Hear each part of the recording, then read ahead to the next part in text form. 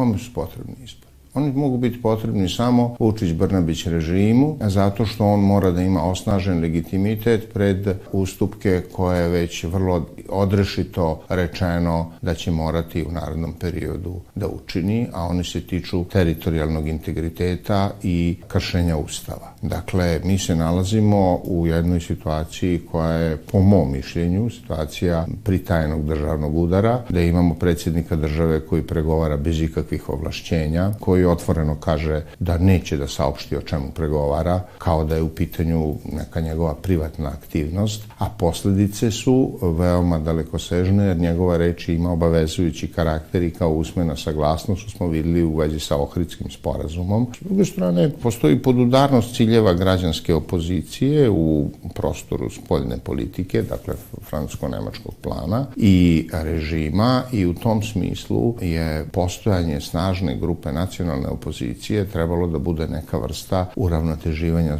političkog spektra. Do toga nije došlo, kao što mislim da je čitav proces tako postavljen da u stvari ide u pravcu koji sam naznačio.